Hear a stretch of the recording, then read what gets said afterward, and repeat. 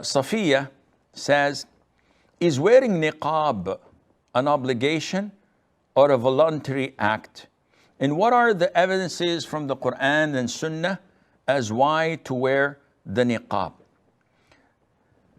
Niqab is what is known as a face veil.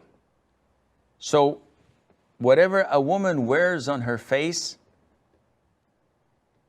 this veil with an opening for the eyes, this is called niqab. And it's called niqab because of the opening of the eyes. It's naqb, which is a hole. And this is an obligation according to the most authentic opinion of scholars. Allah Azza wa Jal mentioned in the Quran in chapter 33, Surah Al-Ahzab, in verse 53, He orders the mothers of the believers, who are the wives of the Prophet ﷺ, to communicate with companions of the Prophet from behind a hijab. And the consensus of all scholars of Muslims that all wives of the Prophet ﷺ must cover their faces. There's no difference of opinion upon them or among them. All wives of the Prophet ﷺ must cover their faces. And this ayah 53, whenever you ask for utensils from them, ask from behind a screen. This is purer for your hearts and their hearts. So this is total segregation. You cannot see the wives of the Prophet ﷺ faces. This is verse 53.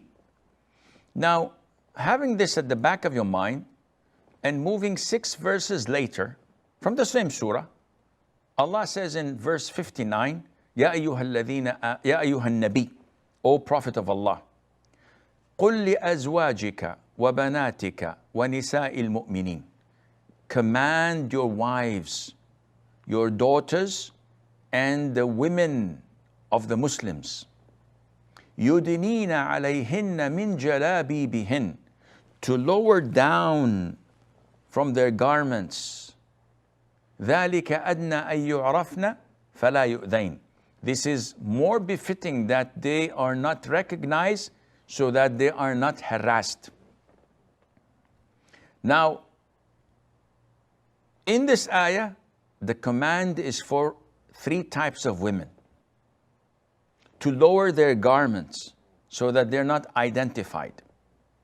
So the wives of the Prophet, the daughters of the Prophet, the women of the Muslims, 3 types.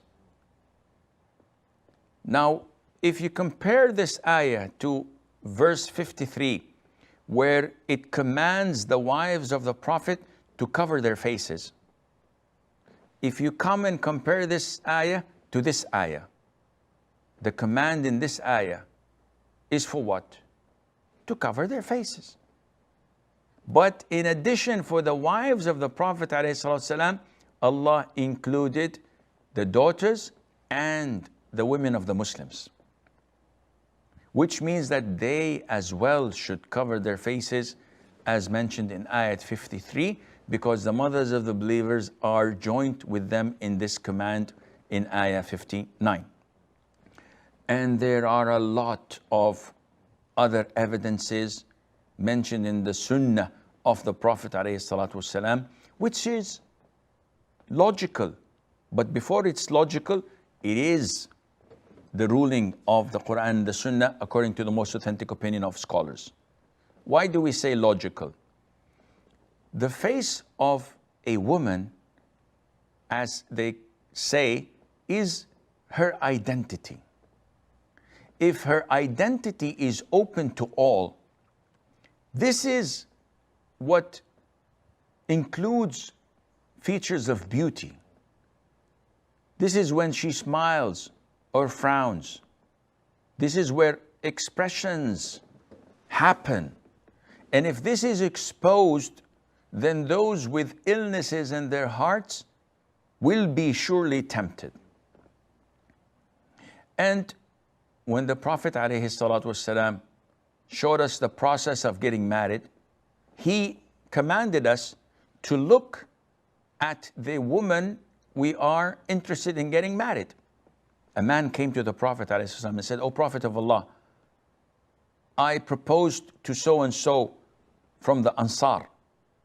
So the Prophet said, "Did you look at her before you propose?" He said, "No." The Prophet said, "Go and look at her." This means that if the woman was walking in the streets of Medina, going to the shopping centers or to shops or to the masjid, and she was unveiled, the Prophet would not have told him to look at her because the man can see her. But this indicates that every woman, according to Mother Aisha, used to wear the veil and cover from head to toe.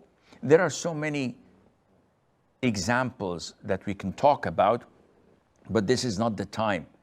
It is safer for a woman to hide her identity, to hide her beauty, so that she is not harassed. A woman wearing the niqab, no one would come and say, "Whoa, what a beautiful look, what a gorgeous woman." Nobody would whistle to her. But a beautiful woman who is not covered, she would probably be harassed in such a awful and disrespectful fashion. And Allah Azza wa Jal knows best.